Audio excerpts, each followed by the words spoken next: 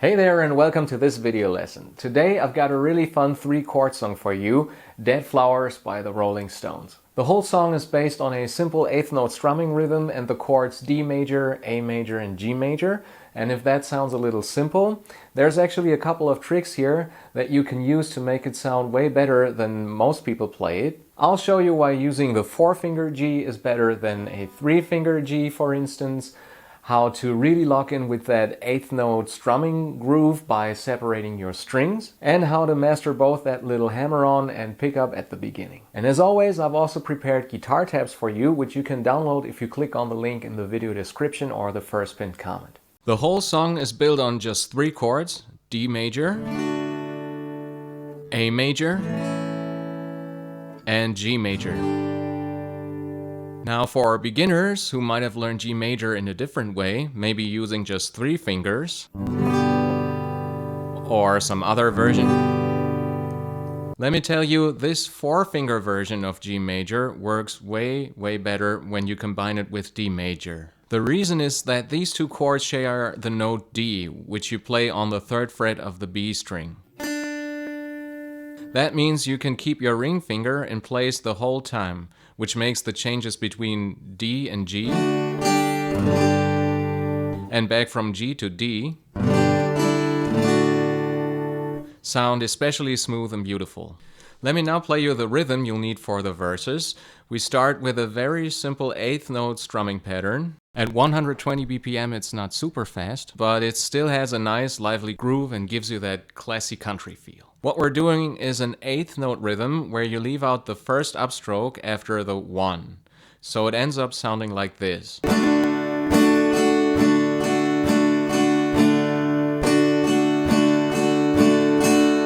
And you count it as 1, 2, and 3, and 4, and 1, 2, and 3, and 4, and...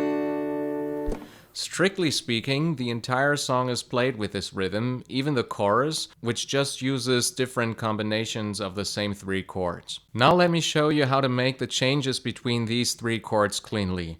On the last 8th note, that's the final upstroke before the next bar, you lift your fingers off, strum once across the open strings, and then land cleanly on the new chord right on beat 1.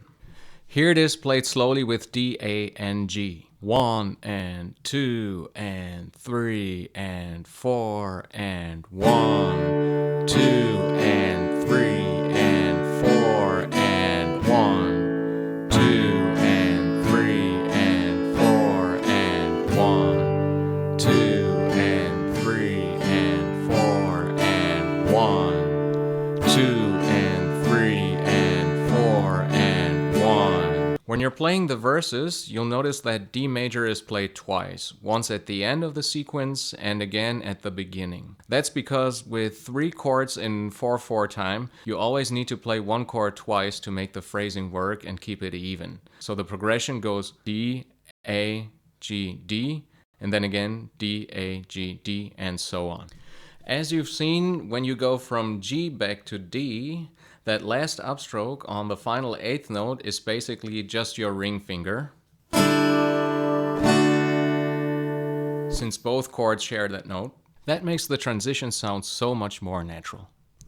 Now let me show you the intro. This part actually has a pickup. That means you start before the 1 on beat 4. We're playing a D sus2 chord here, so you lift your middle finger off, strum down on the 4, then up on the and finally on the 1, you do a hammer-on with your middle finger onto the 2nd fret of the high E string. For many beginners, this can actually be quite tricky, so my recommendation is practice it in isolation first, just 1 finger. That way you can really make sure the hammer-on is clean and rings out. If you press too lightly, it won't work. And if you're too rushed, it won't sound right. At least not in this song. So what you really want to do is practice it slowly and controlled, hammering the finger onto the 2nd fret firmly enough that the note keeps ringing.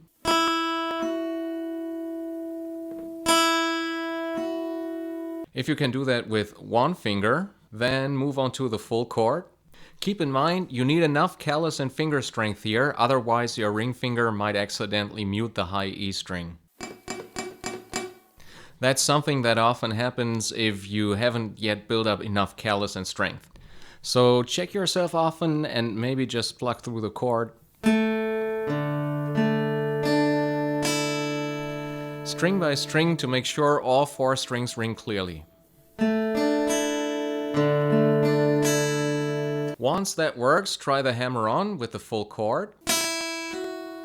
First strumming the chord, then doing the hammer-on. Practice that very carefully. A lot of beginners think hammer-ons always have to be super fast. But you can actually play them slowly or quickly. The important thing is enough strength, callus, and precision. Also, resist the temptation to immediately add 2 strums. I've seen a lot of my students do this in the beginning. Instead, focus on just this 4 and 1 pickup and then stop. Here it is counted out. 1 and 2 and 3 and 4 and 1, 2, 3. Once you've mastered that, you can play the whole first bar, meaning the pickup plus the first measure. And then just loop it. Better to play it too often than too little, because otherwise you'll end up messy on all the later repetitions. Now let me show you the pickup plus a full verse progression. 1 and 2 and 3 and 4 and...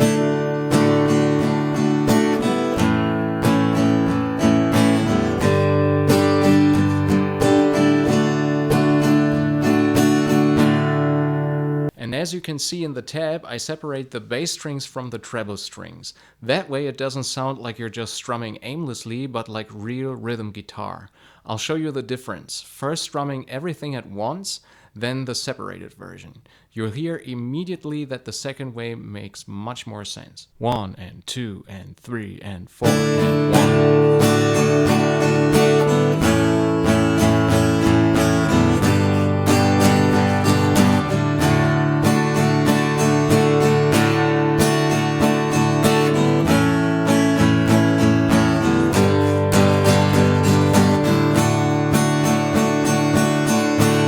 You see, the timing is technically right, the chord changes are fine, the chords ring cleanly, but something feels off. That's because strumming all the strings all the time is just too much. Here's the correct way again with a little more subtlety in the dynamics.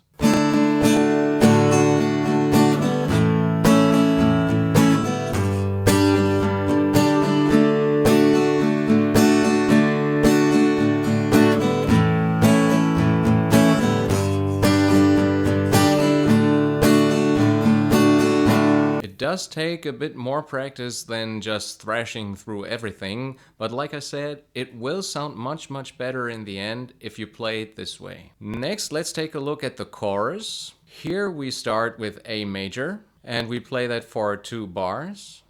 Then we switch to D major for 2 bars, and the whole thing is repeated twice. It sounds like this: 1 and 2 and 3 and 4 and...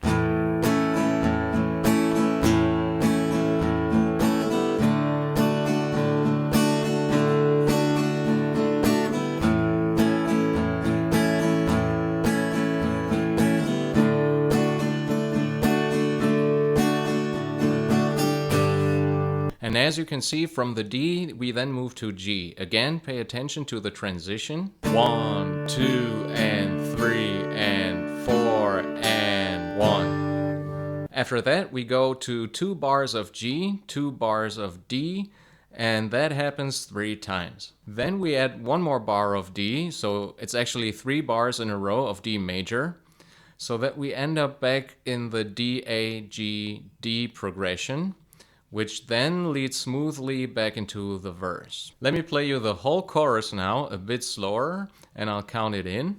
3 and 4 and...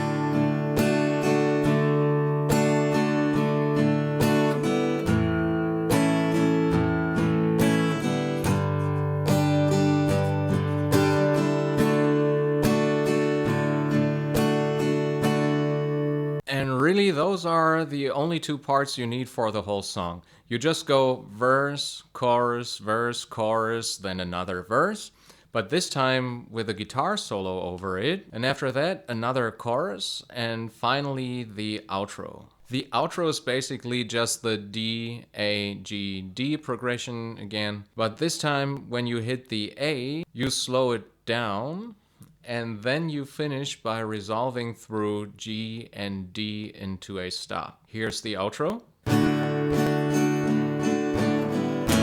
2, 3, 4.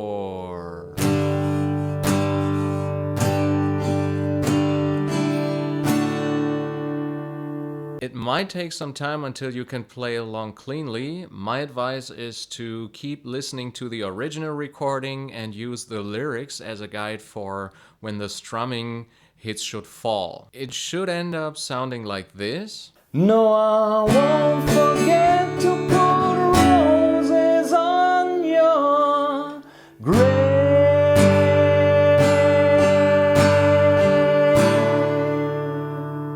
It's not the easiest thing, but with some practice you should definitely get it. And that's it for this lesson. If you've enjoyed it, please give the video a thumbs up. Maybe also subscribe to my channel so you won't miss out on new songs. And then I'll see you in the next video. Bye. Okay.